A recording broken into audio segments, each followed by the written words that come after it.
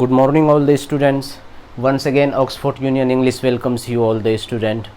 Dear students, मैं उम्मीद करता हूँ कि आप सारे बच्चे बखैर होंगे, अच्छे से होंगे, बिल्कुल सेहतयाब होंगे।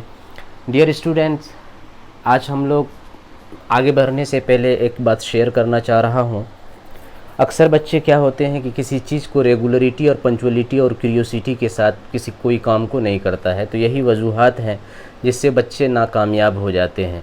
इसीलिए डियर स्टूडेंट, मैं उम्मीद करता हूँ कि each and every student must be punctual, regular and curious. Only punctuality, regularity and curiosity will provide you the perfection towards education in your life. Dear students, always remember one thing: a good teacher or a good student is who is very regular reader. That is why each and every student must be regular toward the channels and toward all the videos, whatever videos are being uploaded by me.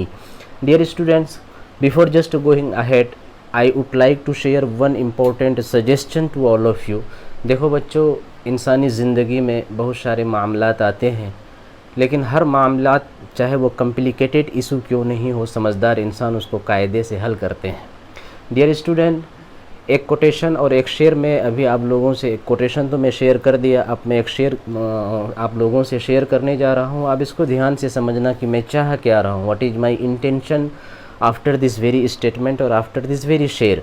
वो ये है कि बच्चे, मैं सारे बच्चों से ये रिक्वेस्ट कर रहा हूँ कि मैं इतनी शिद्दत के साथ, इतना खून पसीना बहाकर, खून पसीना एक करके मैं इस वीडियोस को बना रहा हूँ। मुख्तलिफ़ किताबों का, मुख्तलिफ़ ग्रामर बुक्स का स्टडी और रिसर्च करके मैं सारी बातों को पेश कर रहा हूँ, खून पसीना एक करके। तो सिर्फ़ और सिर्फ इसलिए कि आप सारे बच्चे इंटेलिजेंट हो जाओ और अंग्रेज़ी से मुताल्लिक़ और अंग्रेज़ी से रिलेटेड सारा प्रॉब्लम आपका हमेशा हमेशा के लिए ख़त्म हो जाए। तो मैं इतना खून पसीना बहा करके मैं मेहनत करता हूँ, तो इसका मुझे मुआवजा भी चाहिए। और आप बच्चों से मेरे लिए क्या मुआवजा होगा आप लोगों से, तो उसको मैं शायराना अंदाज में पेश करता हूँ कि लहू देंगे तो लेंगे फूल, मोती हम नहीं लेंगे। लहू देंगे तो लेंगे फूल, मोती हम नहीं लेंगे। हमें फूलों के बदले फूल दो, शबनम नहीं लेंगे। डियर स्टूडेंट, अब हम लोग आते हैं, let us come to the point. जैसा कि आप सारे बच्चे इस बात से वाकिफ़ हो कि अभी क्या चल रहा है, हम लोगों का सेंटेंस चल रहा है, और सेंटेंस के बारे में मैं बहुत डिटेल से बता दिया हूँ। अब उसका जो काइंड्स था, तो पहला डिक्लेरेटिव सेंटेंस में बता चुका हूँ, और सेकेंड में इंटेरोगेटिव सेंटेंस बता चुका हूँ, और इम्पेरेटिव सेंटेंस बता चुका हूँ। अब दो रेस्ट रह गया है, एक्सक्लेमेटरी और ऑप्टेटिव। तो आज हम लोग कोशिश कर रहे हैं, मैं आप सारे बच्चों का ध्यान बिल्कुल मुतवज्जह करना चाह रहा हूँ कि आज एक्सक्लेमेटरी सेंटेंस हम पर बात करेंगे हम लोग। और एक्सक्लेमेटरी सेंटेंस को स्टार्ट करने से पहले इसकी इम्पोर्टेंस ये है कि ये इतना ज़बरदस्त चीज़ है कि ख़ास करके आप स्पोकन इंग्लिश में या फिर रिटेन इंग्लिश में, ज़्यादातर स्पोकन इंग्लिश में ये बहुत ही ज़्यादा इम्पॉर्टेंट है। अगर आपको इस पर अच्छी पकड़ नहीं है, गुड अंडरस्टैंडिंग नहीं है, good grasping capacity related to this very sentence नहीं है, तो आप बोलना कुछ और चाहोगे, मतलब उसका कुछ और होगा, और जिस मतलब को आप बयां करना चाहोगे वैसा आप अंग्रेजी नहीं बोल पाओगे। इसीलिए हम उम्मीद करते हैं आप सारे बच्चे से जितना जिस रिसर्च, जैसे ये ग्रामर है, माइकल स्वान की ग्रामर है, प्रैक्टिकल इंग्लिश ग्रामर, और डिफरेंट बहुत सारी कम्युनिकेटिव इंग्लिश ग्रामर है, यूनिवर्सिटी इंग्लिश ग्रामर है। This all the books have been written by foreign writers. On the basis of this very books I am just providing my knowledge to all of you on the basis of those book. That is why each and every student I personally request you stitch to the video and carefully listen to me, and you will not have to face any difficulty in the world related to this very kind of sentence, that is exclamatory sentence. तो बच्चे, जैसा कि हम लोग जान रहे हैं कि 8 वीडियोज़ अपलोडेड हो चुके हैं। आज का जो वीडियो है एक्सक्लेमेटरी सेंटेंस पर, तो ये 9th वीडियोज़ होगा। यानी सब बच्चा जैसा कि जान रहे हैं, Oxford Union English is the name of the channel, और इन दिस वेरी चैनल इनकलाबी सीरीज जो भी जारी है, इनकलाबी सीरीज ए, और इसके अंदर मैं जितना भी वीडियोज़ आ रहा है, तो मैं 1 2 3 4 5 इस तरह से करके, तो first, second, third, fourth, fifth, sixth, 7th, 8th और आज वाला 9th वीडियोज़ है। और सारे बच्चे जितना भी शेयर कर सकते हो, सब्सक्राइब कर सकते हो, और सब्सक्राइब करने के बाद सारे बच्चे से मैं ये पर्सनल रिक्वेस्ट करता हूँ कि सब्सक्राइब करने के बाद आप बेल आइकन को भी प्रेस कर दें, ताकि जितना भी न्यू थिंग्स मैं अपलोड कर रहा हूँ वो खट से आपके पास पहुँच जाए। तो डियर स्टूडेंट, आते हैं हम लोग एक्सक्लेमेटरी सेंटेंस पे। क्या होता है एक्सक्लेमेटरी सेंटेंस, इसको गौर से समझना। कि एक्सक्लेमेटरी सेंटेंस से क्या होता है। सबसे पहले इसको मैं एक बार बता दे रहा हूँ कि द सेंटेंस ऐसा वाक्य विच इज यूज्ड, जिसका इस्तेमाल किया जाता है टू एक्सप्रेस, बताने के लिए, इजहार करने के लिए, वर्णन करने के लिए। क्या वर्णन करने के लिए भाई? तो हमेशा याद रखना, सडन फीलिंग ऑफ प्लीजर या फिर सोरो या एंगर या सरप्राइज, कॉल्ड एक्सक्लेमेटरी सेंटेंस, उसी को एक्सक्लेमेटरी सेंटेंस कहते हैं। तो यहाँ पर थोड़ा सा समझेंगे। आप किसी इंसान के दिलो दिमाग को अचानक कोई ऐसी बात जो झंझोर के रख दे आपको एकदम बिल्कुल अचानक, जैसे कोई मर गया, तुम्हारा नियर एंड डियर था, तो आप उसको सुन करके उसकी उनकी मौत की खबर सुन करके आप ये नहीं मुस्कुराते हो नहीं या फिर नॉर्मल नहीं रहते हो, तो अचानक क्या बोलते हो? उफ़, वो मर गया। तो ये उफ़, आप अचानक से कोई सांप पर आप लात रख दो, अचानक आप क्या बोलते हो? उफ़, बिल्कुल कूद जाते हो, या फिर अजीब तरह का सेंटेंस, वो अजीब स्ट्रॉन्ग फीलिंग वाली सेंटेंस आपकी ज़बान से निकलता है। तो ये सारा सेंटेंस जो निकलता है, चाहे वो किस शक्ल में हो, चाहे वो खुशी की शक्ल में हो, या फिर शोरो का मतलब दुख या गम का शक्ल में हो, या एंगर, गुस्सा की शक्ल में हो, या फिर सरप्राइज, आश्चर्यचकित होकर या ताज्जुब खेज होकर के आप किसी बात को, जिस तरह की सेंटेंस को आप इजहार करते हैं, उसी को एक्सक्लेमेटरी सेंटेंस कहते हैं। तो आप बिल्कुल एकदम ध्यान से सुनो इस बात को कि कैसे। फिर से एक बार मैं एक्सप्लेन कर रहा हूँ कि ऐसा सेंटेंस जिसका इस्तेमाल किया जाता है बताने के लिए, एक्सप्रेस करने के लिए, क्या? तो a sudden feeling of pleaser, यानी खुशी का ही, तो अचानक तुम्हारी जज्बात खुशी से उछल पड़े, या फिर अचानक कोई गम वाली कैफियत आ जाए, तुम अचानक मतलब गम वाली कैफियत को एक्सप्रेस करने के लिए जिस तरह का सेंटेंस आप बोलते हैं उसको एक्सक्लेमेटरी सेंटेंस कहते हैं। या फिर वो इस शक्ल में हो सकता है, आप अपना गुस्सा का इजहार अचानक कर रहे हो गुस्सा में, ठीक है, तो वो इस तरह का सेंटेंस। या फिर अपने कोई ताज्जुब हो कोई चीज़ को देख करके कि what a beautiful building it is, what a beautiful building it is, तो क्या ही खूबसूरत बिल्डिंग है ये। तो आप ताज्जुब कर रहे हैं किसी चीज़ को देख करके, तो इस तरह का ताज्जुब वाले सेंटेंस को, या फिर गुस्सा वाले सेंटेंस को, या फिर खुशी वाली सेंटेंस को, या फिर गम वाले सेंटेंस का इजहार जिस कैफियत में, जिस अंदाज में आप करते हैं, जिस सेंटेंस का इस्तेमाल करके, उसी को एक्सक्लेमेटरी सेंटेंस कहते हैं। तो एक एग्जाम्पल पहले देखते हैं हम लोग। जैसे हम लोग मैच खेल रहे हैं, दो टीम है, एक आपका मुखालिफ टीम है, आपका ओपोनेंट है, और आप हैं अपने टीम को लेकर के, और आप अपना टीम का आप कैप्टन हैं, और जब मतलब आपका टीम जीत जाता है मैच को, तो आप यूँ नहीं कि बस मैच जीत गए, तो जीतने के बाद ज्यों ही मैच खत्म हो और यानी आपका टीम जीत गया है, तो आप खुशी से उछल उठते हैं और क्या बोलते हैं? Wow, we have won the match, तो यानी हम लोग मैच को जीत लिए। या फिर हुर्रा मतलब क्या होता है जी? वाह वाह, यानी खुशी का इजहार करने के लिए हुर्रा का इस्तेमाल किया जाता है। तो अगर हम मैच जीत जाते हैं, यानी मेरी टीम मैच को जीत जाए, तो ऐसी स्थिति में खुशी का इजहार करने के लिए, यानी प्लीजर का इजहार करने के लिए हम लोग क्या बोलते हैं कि हुर्रा। हिंदी भी लिख लोगे सारे बच्चे कि hurrah, we have won the match, वाह वाह हम लोग मैच को जीत गए। या फिर what nonsense you are talking, क्या बकवास कर रहे हो तुम, तो ये गुस्सा में आप बोल रहे हैं किसी को, क्या बकवास कर रहे हो तुम, what nonsense you are talking, क्या बकवास कर रहे हो। तो अब इधर देखो, कभी कभी मतलब क्या, गम का इजहार करने के लिए, सोरो का इजहार करने के लिए, जैसे अलास आई एम रूइंड, आप कोई बिजनेस कर रहे थे और बिजनेस में जितना इन्वेस्टमेंट आप किए, आप जिस रेशियो में आप इन्वेस्ट किए थे उससे ट्रिपल रेशियो में आप घाटे में चले गए, तो आप फिर ऐसी कैफियत में क्या बोलता है? अरे भाई हम तो इतना रुपया लगाए थे, वो बर्बाद हो गया, हमको घाटा हो गया, ये कंपनी मेरा ख़त्म हो गया, बैंकरप्ट, हम दिवालिया हो गए। तो ऐसी स्थिति में इंसान क्या बोलता? हाय हम बर्बाद हो गए। ये बर्बादी, आप अगर कहीं पर प्यार मोहब्बत कर रहे हैं, उसमें आपको असफलता मिल जाए, तो आप 2-4 साल वक्त उधर गुजारे थे लेकिन आपको मिला कुछ भी नहीं, तो ऐसी भी कैफियत को इजहार करने के लिए इस तरह का सेंटेंस बोलते हैं कि हाय हम बर्बाद हो गए।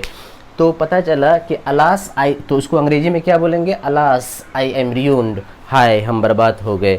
तो ये वाला सेंटेंस जो है आप गम का इजहार कर रहे हैं। फिर इधर देखो, how long the tree is, अब ताज्जुब में कोई एक पेड़ देखो, उसकी लंबाई बहुत ज़्यादा है, बहुत ज़्यादा, हद से, इससे पहले आपकी आंख कभी नहीं देखी थी, तो अब बहुत बहुत बहुत लंबा है वो ट्री।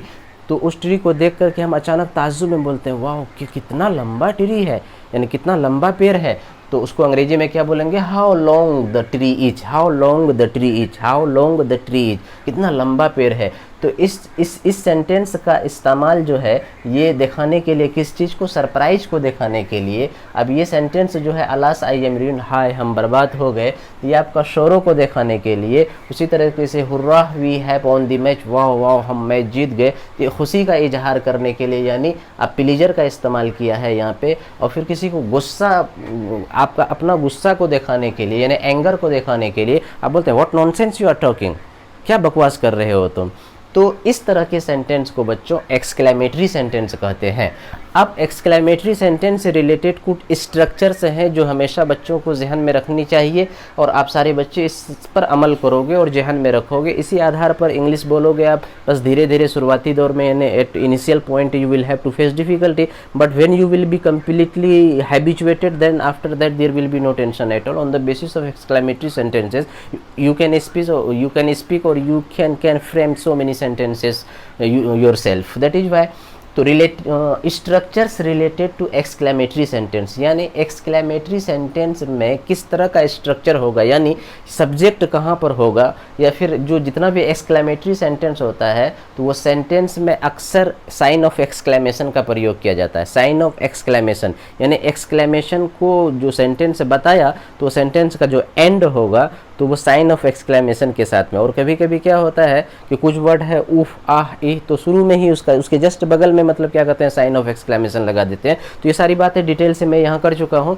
अब इसको मैं बात करने जा रहा हूँ। इस सारी बातों को समझाने के लिए, सारे पॉइंट्स को समझाने के लिए आप ध्यान से सुनना कि कहाँ सब्जेक्ट होगा, कहाँ मॉडल एक्सिलरीज वर्ब होगा, किस तरह। क्योंकि ये सिंपल ऐसा नहीं है ये कि पहले सब्जेक्ट दे दे। जनरल एक उसूल जो है कि सब्जेक्ट, उसके बाद वर्ब है, फिर उसके बाद ऑब्जेक्ट है तो ऑब्जेक्ट दे दिए, रेस्ट है तो रेस्ट दे दिए। ये इस तरह का नहीं है, ये कुछ पिकुलियर टाइप्स ऑफ सेंटेंसेस है। तो because most of the sentences will be based upon peculiarity, यानी peculiar types of sentences. So you will have to cultivate your habit just to find out or just to catch or just to understand the crux of these very types of sentences. तो automatically you could understand, and you, after doing these all the things, ये सारी बातों करने के बाद तो you will have to just fix your brain that कि this types of sentences will be spoken in such a style. तो after that you will be very frequent over any kinds of sentences for speaking. तो that is why अब इसको समझेंगे। पहले हमने यहाँ पर कहा है कि भाई खुशी का इजहार करने के लिए या गम का इजहार करने के लिए या फिर एंगर का इजहार करने के लिए, यानी गुस्सा का इजहार, क्रोध का इजहार करने के लिए, सरप्राइज, आश्चर्य चकित जब इंसान हो जाता है तो उसका इजहार करने के लिए। तो अब यहाँ पर समझोगे कि structures related to exclamatory sentence, यानी एक्सक्लेमेटरी सेंटेंस से मुताल्लिक या संबंधित जो स्ट्रक्चर होते हैं, फार्मूला होते हैं, यानी कहाँ पर सब्जेक्ट रखेंगे, कहाँ पे वर्ब रखेंगे, कहाँ पर साइन ऑफ एक्सक्लेमेशन को देंगे। तो इन चीज़ों को समझना बहुत ही इम्पोर्टेंट है, इसीलिए आप ध्यान से समझेंगे एक पॉइंट पर। सबसे पहले बच्चे, अगर वो हैप्पीनेस शोइंग, अगर हम ऐसा एक्सक्लेमेटरी सेंटेंस बोलने जा रहे हैं या बोल रहे हैं जहाँ पर ये पता चल रहा है कि यहाँ खुशी का इजहार हो रहा है, किसका इजहार हो रहा है, खुशी का इजहार हो रहा है, तो खुशी का इजहार करने के लिए यानी हैप्पीनेस शोइंग अगर होगा तो उसका स्ट्रक्चर मुख्तलिफ तरीके से बनेंगे। लेकिन पहला वाला स्ट्रक्चर मैं इसमें दे दिया हूँ, देखो ए, स्ट्रक्चर ए इसी तरीके से आएगा। अगर सोरो वाला में होगा तो उसका 2 स्ट्रक्चर होगा और 2 हो सकता है, लेकिन यहाँ पर जो मेनली हम लोग बोलते हैं या फिर किताब में पाते हैं तो उसमें ए और बी है। फिर उसके बाद वंडर या सरप्राइज को दिखाने के लिए होगा तो किस तरह का स्ट्रक्चर होगा, और मुख्तलिफ स्ट्रक्चर्स यहाँ पर हैं। ये सारी बातों को आपको ध्यान में रखना चाहिए। अगर ये बातें आपको आ गई तो इससे रिलेटेड आपको कभी कोई दुश्वारी और कोई परेशानी नहीं होंगी। और अगर इस तरह की बातों को, इस तरह की स्ट्रक्चर्स को आप नहीं समझते हैं तो दुश्वारी जो होगी तो होगी, आप अच्छी अंग्रेजी नहीं बोल सकते हैं। तो इसीलिए बच्चे, तो पहला वाला है कि हैप्पीनेस शोइंग, यानी ऐसा एक्सक्लेमेटरी सेंटेंस, यानी एक्सक्लेमेटरी सेंटेंस जब वो हैप्पीनेस को बताएगा तो किस तरह का स्ट्रक्चर और फार्मूला का इस्तेमाल किया जाएगा। तो सबसे पहले समझना कि ए में एक स्ट्रक्चर है, इसको जहाँ पर मैं घेर दिया हूँ तो ये स्ट्रक्चर है, ये स्ट्रक्चर है, ये स्ट्रक्चर है, ये स्ट्रक्चर है। तो आप गौर से देखोगे तो जैसे पहला वाला क्या है कि आप उसको स्टार्ट करेंगे हुर्रा। हुर्रा मतलब क्या होता है जी, वाह वाह, या इसी को हुर्रा को अलग इसका सिनोनिम वर्ड है हिप हिप हुर्रा, या बोलेंगे हुर्रा या हिप हिप हुर्रा। तो और उसके बाद हिप हिप हुर्रा या फिर हुर्रा दिए, उसके बाद जस्ट देखो ये ध्यान से देखना कि प्लस यानी जुड़ेगा, उसके बाद क्या प्लस का मतलब क्या जी, उसके बाद जुड़ेगा, क्या जुड़ेगा, तो साइन ऑफ एक्सक्लेमेशन। देखो ये वाला साइन जो है इसको साइन ऑफ एक्सक्लेमेशन बोलते हैं, और साइन ऑफ एक्सक्लेमेशन के बाद जस्ट प्लस यानी फिर जुड़ेगा, क्या जुड़ेगा, सब्जेक्ट। वो सब्जेक्ट आई हो सकता है, वो सब्जेक्ट वी हो सकता है, वो सब्जेक्ट यू हो सकता है, और उसके बाद प्लस फिर जुटेगा, क्या जुटेगा, हैव जुटेगा। उसके बाद वर्ब थर्ड यानी third form of the verb, past participle जिसको बोलते हैं, ये जुटेगा। और उसके बाद अगर कोई वर्ड और आता है, चाहे रेस्ट की शक्ल में और कुछ शक्ल में आ रहा हो, तो पास्ट पार्टिसिपल यानी मेन वर्ब यानी वर्ब थर्ड के बाद उसके बाद अगर कोई अदर वर्ड है तो उसको देंगे। और उसके बाद इस बात को कभी नहीं भूलेंगे कि आखिर में इसका फुल स्टॉप होगा। देखो साइन ऑफ एक्सक्लेमेशन इसका कहाँ आ रहा है, तो इन्हीं बातों को समझना है कि कहाँ पर कुछ सेंटेंस को देखोगे कि साइन ऑफ एक्सक्लेमेशन आखिर में है, लेकिन ये वाले सेंटेंस में साइन ऑफ स्ट्रक्चर में साइन ऑफ एक्सक्लेमेशन यहाँ होगा, लेकिन ये सेंटेंस जो एंड करेगा, खत्म होगा, तो वो फुल स्टॉप से खत्म होगा। जैसे एग्जाम्पल देखो, खुशी का इजहार कर रहे हैं, जैसे मैच जीत गए तो क्या बोलते हैं, वाओ हम लोग मैच जीत गए, अंत में हम लोग मैच जीत गए। तो अंग्रेजी में बोलेंगे hurrah we have won the match at the end, आखिरकार या अंत में हम लोग मैच को जीत गए। तो अब यहाँ पर देखो, तो हुर्रा है ये आ गया, उसके बाद क्या है जी, ये हुर्रा के बाद यहाँ पे हुर्रा है, और उसके बाद हम लोग ने लिखा है कि we have won the match. तो अब यहाँ पर देखो कि हुर्रा दिए तो ये हुर्रा या फिर हिप हिप हुर्रा में से दोनों में से एक को दिए तो एक आ गया यहाँ पर। और उसके बाद फॉर्मूला है कि साइन ऑफ एक्सक्लेमेशन, देखो साइन ऑफ एक्सक्लेमेशन आ गया। उसके बाद क्या है कि सब्जेक्ट दीजिए, तो सब्जेक्ट देखो यहाँ पर ये वी जो है, ये वी, तो ये सब्जेक्ट आ गया, और सब्जेक्ट किसी भी शक्ल में, आई के शक्ल में, वी के शक्ल में आ सकता था, तो यहाँ पर आ गया सब्जेक्ट। और उसके बाद देखो फॉर्मूला में क्या है कि हैव, उसके बाद देखो हैव का प्रयोग, और उसके बाद देखो फॉर्मूला में क्या है कि वर्ब थर्ड का प्रयोग होगा। तो विन का वर्ब थर्ड, विन का मतलब क्या होता है, जीतना, और उसका वर्ब थर्ड क्या आता है, विन का वर्ब थर्ड क्या आता है, ऑन। तो देखो यहाँ पर वर्ब थर्ड का प्रयोग हो गया। अब उसके बाद अगर ऑब्जेक्ट के शक्ल में या फिर रेस्ट इसके शक्ल में जो होता तो we have won the match, यहाँ पर ऑब्जेक्ट आ गया, यानी अदर वर्ड में रेस्ट भी आ सकता है, ऑब्जेक्ट भी आ सकता है, ये आ गया। और उसके बाद आखिर में देखो ये एट द एंड ये रेस्ट है, यहाँ पर ये जो है ये रेस्ट है, और यहाँ पे ये जो है मैच या ऑब्जेक्ट है, और ये सब्जेक्ट है, और सब्जेक्ट के बाद है, उसके बाद वर्ब थर्ड है। तो आप देखो इसको एकदम बिल्कुल सेट करके कायदे से ध्यान से अगर देख रहे हो तो बिल्कुल जो स्ट्रक्चर है उसी के आधार पर ये सेंटेंस है। और आखिर में देखो हमने कहा क्या कि फुल स्टॉप देंगे, तो इस सेंटेंस में यहाँ पे देखो फुल स्टॉप है। तो खुशी का इजहार करने के लिए वाओ हम लोग मैच जीत गए, वाओ मेरे पापा इलेक्शन में कामयाब हो गए, फिर बोलेंगे वाओ मेरी बड़ी बहन को नीट के एग्जाम में कामयाबी मिल गई। तो ये खुशी का इजहार करते हैं। तो खुशी का इजहार करने के लिए इस स्ट्रक्चर का इस्तेमाल करते हैं। उसी तरीके से मान लिया जाए कि कोई एक पार्लियामेंट में कोई सेशन चल रहा है, और सेशन के दरमियान में कोई बिल को पास करवाना है, यानी अपोजिशन पार्टी या जो पार्टी इन पावर यानी ट्रेजरी बेंच यानी जो सत्ताधारी दल है, वो एक बिल को कोई बिल को पास करवाना चाह रहा है, ठीक है। अब ओपोजिशन वाला पार्टी जो पार्लियामेंट में है ये इसका विरोध कर रहा है, अपोज कर रहा है, वो चाह रहा है कि किसी भी हालत में बिल को पास करने नहीं देंगे। लेकिन जो पार्टी इन पावर है यानी सत्ता में बैठी हुई जो सरकार है, यानी जो दौरे इक़्तिदार पर है, यानी जो कुर्सी पर बैठी हुई, यानी जिनकी पार्टी अभी सत्तारूढ़ दल में है, यानी सत्तारूढ़ दल है, यानी जिसकी सरकार बनी हुई है, तो ये चाह रही है कि इस बिल को हम पास करवा के रहेंगे। ओपोजिशन वाला पार्टी हल्ला मचा रहा है पार्लियामेंट में कि इस बिल को पास होने नहीं देंगे।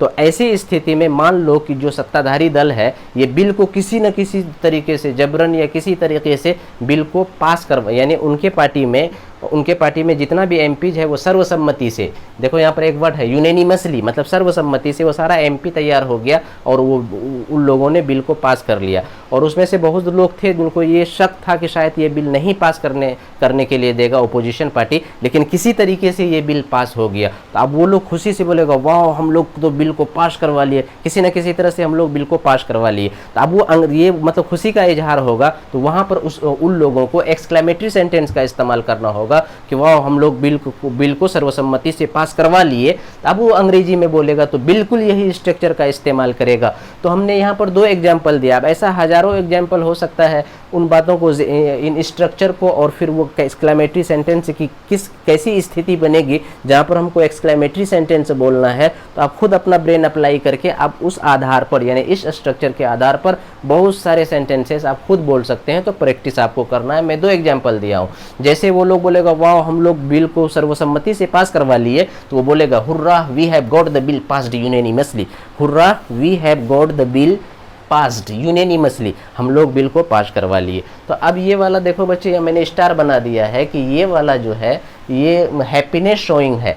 लेकिन कभी कभी क्या होगा, ये तो ठीक है खुशी का इजहार करने के लिए ये वाला फार्मूला, लेकिन कभी सोरो, गम को, गम दुख को इजहार करने के लिए, तो सोरो शोइंग, यानी सोरो मतलब गम या दुख, शोइंग मतलब बताने वाला, यानी जब ऐसा एक्सक्लेमेटरी सेंटेंस जब वो शोरों को बता रहा है यानी दुख या गम को बता रहा है, तो ऐसी हालत में इसका जो स्ट्रक्चर होगा तो अलास या ओह या आह, देखो गौर से ये होगा, और उसके बाद जस्ट प्लस, प्लस मतलब जुड़ेगा, उसके बाद क्या जुड़ेगा, साइन ऑफ एक्सक्लेमेशन जुड़ेगा, उसके बाद फिर क्या जुड़ेगा, उसके बाद जस्ट सब्जेक्ट, यानी प्लस का मतलब जुड़ेगा, प्लस के बाद क्या देंगे, प्लस देकर के क्या जोड़ेंगे इसको, सब्जेक्ट, यानी सब्जेक्ट फिर वही आई या वी हो सकता है, उसके बाद प्लस हैव और फिर वर्ब थर्ड अदर वर्ड, और उसके बाद साइन ऑफ एक्सक्लेमेशन। तो फर्क ये दोनों स्ट्रक्चर में क्या है कि यहाँ पर देखो ये क्या है, हुर्रा और हैप्पी हुर्रा, और यहाँ पर क्या है, अलास या ओह या आह। तो अब यहाँ पर देखो एग्जाम्पल में दिया हूँ कि alas we have missed our train, उसके बाद है oh she has failed in the exam again. तो अब यहाँ पर देखो यह गम का इजहार कर रहे हैं, क्या कर रहे हैं कि हम लोग 2-4 दोस्त कहीं पे जा रहे थे एग्ज़ाम देने के लिए, लेकिन चूंकि एक मुकर्ररा वक्त पर फिक्स्ड टाइम पर ट्रेन पे हम लोगों को जाना था, लेकिन फिक्स्ड टाइम पे हम लोगों को एक मिनट, अभी 1, 2, 4, 5, 6 मिनट लेट ही था कि ट्रेन खुल चुकी है। तो अब हमको जहाँ एग्ज़ाम, क्योंकि 1 से 1.5 घंटा में हमको वहाँ पर पहुँचना था, लेकिन अब दूसरी वाली ट्रेन जो आएगी तो वो 2 घंटा लेट पर, तो अब हम लोग क्या बोलेंगे, उफ़ यार एग्ज़ाम इतना इंपॉर्टेंट एग्ज़ाम था, इतनी अच्छी तैयारी थी, हम लोग बर्बाद हो गए, देख ट्रेन छूट गई, मतलब अब हम लोग नहीं जा पाएंगे क्योंकि कोई और दीगर साधन यहाँ पर है नहीं।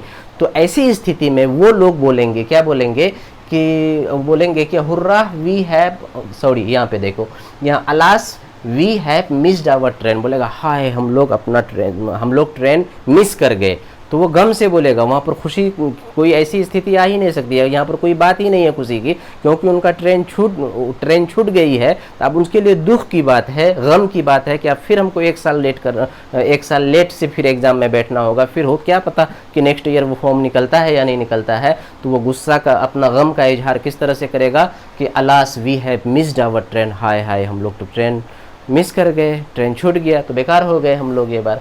तो उसके बाद आगे वाला सेंटेंस देखो बच्चे इसी का, मान लिया जाए कि कोई बच्चा आपकी बहन या मेरी बहन, तेरी बहन, किसी की बहन, वो 2-4 साल से बच्ची नीट का तैयारी बड़ी अच्छी तरीके से कर रही थी और करने के दरमियान में 1 बार 2 बार फेल कर चुकी है, लेकिन ये लास्ट अटेम्प्ट है उनका कि ये बार देंगे फिर नहीं देंगे। तो वो एग्ज़ाम दी और फिर फेल कर गई, और आपका नियर एंड डियर है, तो वहाँ पर आप खुशी का इजहार नहीं करोगे, क्योंकि समाज की बेटी, किसी की भी बेटी, वो आपकी बहन और बेटी है, आप उनके लिए for the betterment of that very girl you must think, only then you are real Indian, otherwise it is not the symbol of Indian, not to just respect और जस्ट टू डिसरिस्पेक्ट और just to discourage the girl child, you must encourage the girl child, और there must be a matter of pleasure if girl is going ahead. अगर लड़कियाँ आगे बढ़ रही है तो हमें खुशी होनी चाहिए, इसलिए भी खुशी होनी चाहिए कि गांधी जी का कहना है कि if you want to see a nation great, first of all see the economic condition of the women of that very country, of that very society, you will be capable to imagine what are the real condition of that very nations। तो इसीलिए बच्चे, अब वो बच्ची क्या हो गई वहाँ पे, मतलब नहीं कर पाई, फेल है कि दोबारा फेल कर गई, तो हम लोग अफसोस से बोलेंगे उफ she has failed in the exam again. क्या बोलेंगे, उफ यार क्या बोलोगे, उफ वो फिर से दोबारा एग्ज़ाम में फेल कर गई। तो अब देखो बच्चों कि शोरों को दिखाने के लिए एक स्ट्रक्चर ये था, और फिर वही शोरों को दिखाने के लिए एक दूसरा स्ट्रक्चर है, इसको ध्यान दोगे। इसमें क्या है कि अलास सेम रहेगा, ओह सेम रहेगा, आह सेम रहेगा, उसके बाद प्लस साइन ऑफ एक्सक्लेमेशन, उसके बाद सब्जेक्ट है, सब्जेक्ट में आई वी कुछ भी आएगा। लेकिन यहाँ पर क्या था कि कोई काम हो चुका है, लेकिन यहाँ पर क्या होगा कि कोई भी चीज़, इसके बाद सब्जेक्ट होगा, सब्जेक्ट के बाद ये, उसके बाद वर्ब टू बी का प्रयोग करेंगे, इज आर एम का। तो इज आर एम का प्रयोग करेंगे, तो अक्सर इज आर का प्रयोग करने के बाद अगर हम प्रयोग करते हैं और सब्जेक्ट के बारे में कोई ऐसा वर्ड इधर आ रहा है जो सब्जेक्ट के बारे में एक्स्ट्रा जानकारी दे रहा है, तो ऐसे में वो कम्प्लीमेंट हो जाएगा। तो अब वो कम्प्लीमेंट की शक्ल में आ सकता है, ऑब्जेक्ट की शक्ल में आ सकता है, वर्ब थर्ड की शक्ल में आ सकता है, लेकिन इसीलिए मैंने शॉर्टकट में इसको दे दिया है OW यानी अदर वर्ड। कहने का अगर जो हुआ कि सेम टू सेम ऐसा ही रहेगा, साइन ऑफ एक्सक्लेमेशन रहेगा, सब्जेक्ट रहेगा, सब्जेक्ट की शक्ल में आई भी हो सकता है, लेकिन ऊपर वाला में देखो कि यहाँ पर हैव का प्रयोग है और वर्ब थर्ड, लेकिन यहाँ पर देखो वर्ब टू बी का प्रयोग हुआ है। वर्ब टू बी किसको कहते हैं जी? इज, आर, एम, वज, वर, ये 5 जो है इसको वर्ब टू बी कहते हैं। तो यानी ये वाला स्ट्रक्चर में यहाँ पर हैव का इस्तेमाल हुआ है, लेकिन यहाँ पर वर्ब टू बी का इस्तेमाल होगा। उसके बाद अगर कोई अदर वर्ड आगे है तो उसका इस्तेमाल करेंगे, लेकिन ये बात याद रखना है कि ये भी फुल स्टॉप से एंड किया है, यानी खत्म हुआ है सेंटेंस, और ये भी फुल स्टॉप से खत्म होगा। फॉर एग्जाम्पल देखो, आप मान लिया जाए कि हम कोई बिजनेस कर रहे थे या कुछ भी कर रहे हैं, उसमें हमको बहुत ज़्यादा घाटा लग गया, या फिर कोई काम कर रहे हैं, गार्जियन बाल बच्चे को शौक़ से पढ़ाता है, अपनी बेटी को शौक़ से भेजा कि जाओ भाई पढ़ के आओ बाहर की यूनिवर्सिटी से, वहाँ वो पढ़ने के लिए गई, लेकिन वो वहाँ कुछ अलग चाल खेल गई, कुछ अलग रंग रेलियाँ करने लगी, अलग अलग गुल खिला के आई है वहाँ से। तो जब गार्जियन को पता चलता है, क्योंकि हमेशा याद रखना बच्चों, गार्जियन से ज़्यादा, माँ बाप से ज़्यादा कोई तुमको मोहब्बत कर नहीं सकता है। तो अब वो शौक़ से भेजा था, शौक़ से जब भेजा कि बच्ची मेरी पढ़ के आएगी, कुछ प्रोफेसर बन के आएगी, यूपीएससी करके आएगी, डॉक्टर बन के आएगी, लेकिन उससे पहले वो दूसरे किस्म की डॉक्टर बन चुकी है, तो ऐसे में गार्जियन का दिल क्या होता है? टूट जाता है। तो गार्जियन को जब दिल टूट जाता है तो उसको वो बोलना पड़ता है ये बात कि गम ये नहीं कि गुलिस्तां उजड़ गया अपना, गम ये नहीं कि गुलिस्तां उजड़ गया अपना, मलाल ये है कि गुलशन की आबरू न रही। तो इसीलिए बच्चे को इस तरह की कदम, खास करके बेटी बच्चों को इस तरह की कदम नहीं उठाना चाहिए जिससे माँ बाप का दिल टूट जाए। तो देखो बच्चे यहाँ पे, तो वो गार्जियन ऐसी स्थिति में क्या बोलेंगे? गुस्सा में एकदम बोलेंगे, या फिर एकदम बिल्कुल दर्द में बोलेंगे, गम में बोलेंगे। हम भेजे थे बच्ची को क्या करने के लिए, वो क्या करके आई है? तो वो बोलेगा कि इतना ज़मीन बेच करके उसको हम रुपया दिए थे, अब ज़मीन भी गई, अब फिर वो भी वो चीज़ नहीं बनी जो हम बनाना चाह रहे थे। तो ऐसे में बोलेगा कि हम तो बर्बाद हो गए। इसीलिए शेर मैंने कहा कि गम ये नहीं कि गुलिस्तां उजड़ गया अपना, ज़मीन बिक गई थी, इससे कोई मतलब परवाह नहीं था, लेकिन ये शौक़ था कि मेरी बेटी कल एक ऑफिसर बन के आएगी। तो इसीलिए आप बेचारा दर्द में बोल रहा है कि गम ये नहीं कि गुलिस्तां उजड़ गया अपना, मलाल ये है कि गुलशन की आबरू न रही। तो समझना बच्चे, ये शेर व शायरी बड़ी अच्छी चीज़ होती है, और एक शेर किसी इंसान की ज़िंदगी में इनकलाब ला देता है। इसीलिए मैं सारे बच्चे को कहता हूँ कि अच्छी अच्छी अशार को, शेर को याद किया करो। उसके बाद देखो तो वो क्या बोलेगा, दर्द में, गुस्सा में क्या बोलेगा? अल उफ आई एम रूइंड, हाय हम बर्बाद हो गए। तो आप देखो सेम बैठा के देखना, ये फार्मूला पे एकदम बिल्कुल सेम टू सेम आएगा। उसके बाद मान लो कि कोई तुम्हारा नियर एंड डियर है, वो इंतकाल कर गया या इंतकाल कर गई, यानी उनका मृत्यु हो गया या फिर हो गई। तो अब देखो ये बात हमेशा कि अब तुम्हारा कोई नियर डियर है, बड़ा जान पहचान का था, दोस्त था, एक साथ में पढ़ते थे, अब तुम अपने घर में हो, अचानक कोई खबर दिया कि वो फलां आदमी XYZ का इंतकाल हो गया, मर गया, एक्सीडेंट करके बस वहीं पर स्पॉट डेट कर गया। तो उस वक्त तुम बिल्कुल एकदम अचंभित होकर के, एकदम आश्चर्यचकित, ऐसा कैसे हुआ? तो अब वहाँ बोलेंगे हकीकत में मर गया, तो दूसरा आदमी तुमको कहेगा हाँ हाँ बिल्कुल, हमको तो इन्फॉर्मेशन मिली है वो मर गया। तो ऐसी स्थिति में आप क्या बोलोगे? उफ़ अब वो ये दुनिया में नहीं रही, या अब वो ये दुनिया में नहीं है। तो अंग्रेजी में बोलेंगे उफ़ she is no more, she is no more. देखो जी, ये सेंटेंस का हिंदी भी समझना, उफ़ मतलब हाय या उफ़ दर्द की कैफियत में बोलते हैं कि सी इज नो मोर का मतलब हुआ अब वो इस दुनिया में नहीं रही। सी इज नो मोर, अब वो इस दुनिया में नहीं रही, मतलब सी हैज़ डाइड, अब वो मर चुकी है। तो अब देखो बच्चे, ये तो हो गया कि शौरों को बताने के लिए, हैप्पीनेस को भी बता दिया। अब देखो कभी कभी क्या होता है, आश्चर्यचकित हो जाओगे तुम, यानी आश्चर्य को बयां करने के लिए, ताज्जुब को बयान करने, यानी ऐसा एक्सक्लेमेटरी सेंटेंस जो ताज्जुब को बयान करता है। ठीक है, जैसे ताजमहल को देख करके अचानक पहली मरतबा देखोगे तो बोलोगे what a beautiful building it is, what a beautiful building it is, what a beautiful building it is. कोई खिलाड़ी बहुत ज़बरदस्त शॉट मारता है क्रिकेट खेलने के दरमियान में, तो कमेंटेटर वहाँ बोलता है देखना what a beautiful shot it is, what a beautiful shot it is, what a beautiful shot it is. तो अब देखना एकदम बिल्कुल इसी तरह का स्ट्रक्चर के आधार पर वो बोलता है। इसीलिए मैं सारे बच्चे रिक्वेस्ट करता हूँ अच्छे से समझो, तुमको कभी दुश्वारी नहीं होगी, कभी दिक्कत नहीं होगी। तो अब देखो कि ऐसा एक्सक्लेमेटरी सेंटेंस जो वंडर या सरप्राइज को बताता है, जो वंडर और सरप्राइज को बताता है, यानी वंडर या सरप्राइज का मतलब क्या हुआ जी? ताज्जुब, आश्चर्य को बताता है। तो ऐसी स्थिति में इसका स्ट्रक्चर होता है कि व्हाट से शुरू होता है। तो गौर से देखना बच्चे, व्हाट और उसके बाद ए या एन का इस्तेमाल होता है, उसके बाद कोई एडजेक्टिव होता है, और उसके बाद सब्जेक्ट के शक्ल में कोई होता है एक सब्जेक्ट। वो सब्जेक्ट क्या होगा? यानी सब्जेक्ट जो होगा वो नाउन होगा कोई भी, और उसके बाद क्या होगा, इसी सब्जेक्ट के बदले में, यानी इसी सब्जेक्ट के बदले में प्रोनाउन का इस्तेमाल होगा और उसके बाद वर्ब टू बी का इस्तेमाल होगा। वर्ब टू बी अभी बताया किसको कहेंगे, verb to be is, are, am, was, were का इस्तेमाल होगा। लेकिन इस बात को ध्यान में रखना